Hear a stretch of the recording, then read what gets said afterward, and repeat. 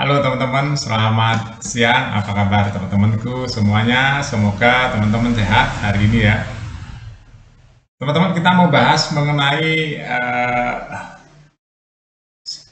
Bahrain ya, atau wasit yang kemarin merugikan Indonesia. Saya baca berita terbaru ini teman-teman ya, media-media Arab. Minimal ada 3 media Arab yang saya baca teman-teman ya, baru saja. Itu menceritakan dukungannya teman-teman kepada wasit Al-Kaf ini ya, yang benar-benar menyita perhatian nih di dunia sepak bola karena kontroversinya yang nyata-nyata janggal, bukan hanya satu kejanggalan tapi banyak sekali yang janggal teman-teman. Nah ini ditambah saya heran lagi ya, logika saya terus emosi, bukan saya aja, saya rasa bukan orang Indonesia aja teman-teman yang kalau melihat ini secara netral ya. Jadi memang sepak bola tuh masih banyak mafianya kalau menurut saya hari ini. Di Asia khususnya ya, di AFC. Jadi wasit ini kalau teman-teman bisa googling tuh ya, ada historicalnya. Dia tuh banyak masalah wasit ini. Ya, banyak kepemimpinan wasitnya atau wasit ini memimpin sepak bolanya banyak yang tidak adil atau sering berpihak. Saya membahas khusus buat Indonesia, saya segarkan kembali ya teman-teman. Jadi kalau kita secara netral, saya netral loh teman-teman ya, saya membahas sesuatu netral, enggak berat sebelah enggak. Tapi setelah saya melihat hasilnya, ini benar-benar nyata-nyata kalau analisa saya settingan ya. Nah, tambah kacau lagi setelah saya baca berita media Arab Saudi ya, dan media-media Bahrain, ini malah memberikan dukungan rame-rame kepada wasit ini. Aneh, saya nggak ngerti nih cara berpikir orang-orang sana ya, nggak ngerti. Yang gampangnya aja begini ya teman-teman, kita lihat yang profesional ya, profesional itu Jepang.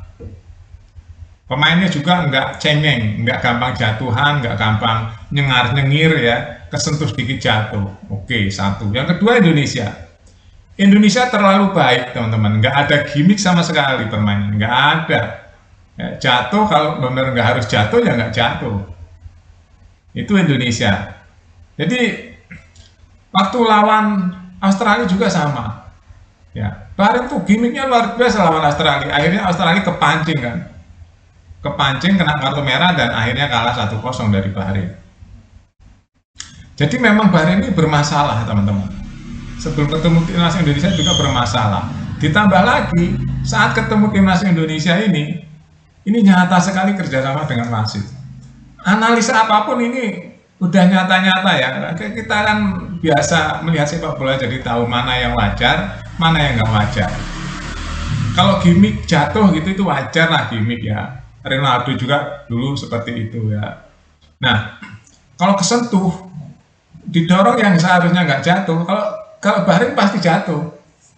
Kesentuh dikit jatuh. Nah, yang jatuh yang mana, yang didorong yang mana, yang merasa sakit yang mana. Jadi nggak ada connect-nya. Umpamanya ya teman-teman, kesentuh bagian punggung belakang nih, dia jatuh. Nanti yang dipegang mukanya sini teman-teman, pipinya, aduh, nyengir gitu teman-teman, seolah-olah kesakitan. Nah, terus ditambah lagi 3 pemain Bahrain langsung rebuti wasit, protes, gimana tuh. Jadi begitu coba. Ini memang udah terorganisasi ini. Ya, Timur Tengah khususnya Bahrain ya. Ini udah terorganisasi antara wasit dengan pemain. Jadi nanti kalau saya jatuh ya guling, kamu deketin wasit ya, protes ya. Saya amati begitu. Bayangin aja, kalau mengambil bola ya, kesentuh kaki, kesentuh aja nih yang nggak seharusnya jatuh. Rebutan bola kan biasa ya, kesentuh yang nggak sengaja dia kesentuh gitu ya, tapi nggak di tackle gitu. Dia udah jatuh.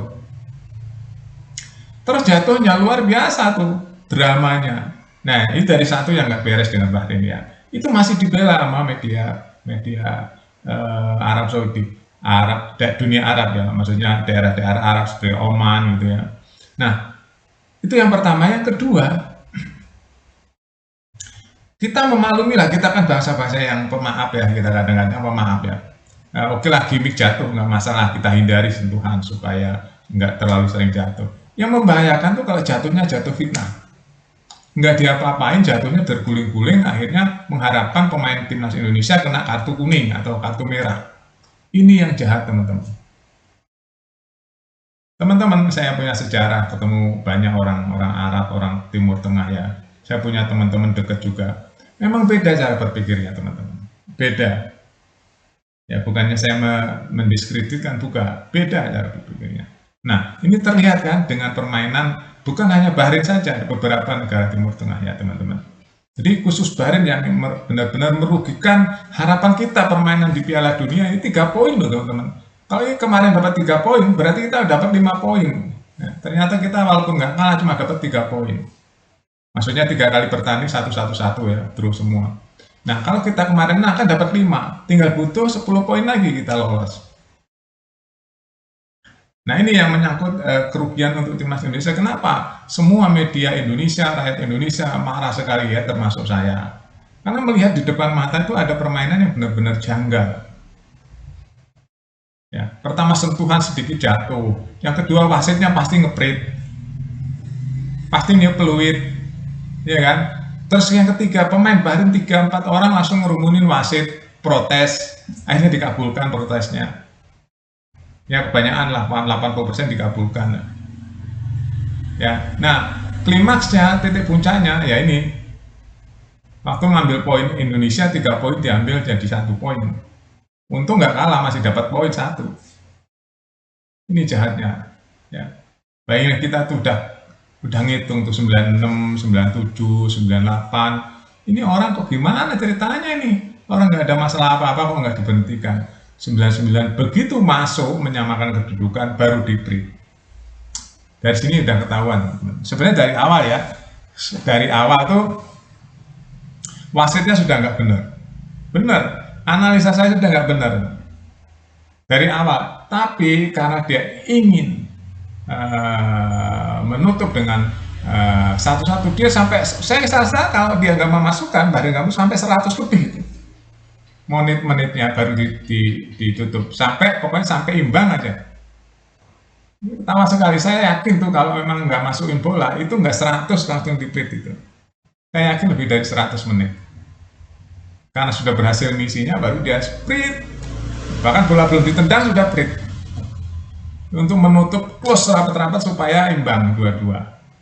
Analisanya nggak sulit, teman-teman. Gampang sekali analisanya ya, secara logika, hitung-hitungan, permainan kita tahu. Nggak ada hal-hal yang harus menyita waktu tambahan lebih dari 6 menit, itu nggak ada. Semuanya normal, berjalan normal. Ya, yang saya paling anehin yaitu media-media Arab, ya Timur Tengah itu kenapa bela wasit yang benar nyata-nyata dari awal pun sudah ketahuan itu nggak fair. Itu teman-teman ya, saya nggak ngerti ini harus ada tindakan tegas dari AFC ya. Kalau begini terus, jadi timnas Indonesia dan timnas yang lain trauma lawan negara-negara Timur Tengah, pasti merasa akan dicurangi nanti. Terima kasih teman-teman, update terus berita-berita terbaru di Buat Makan TV. Sampai jumpa.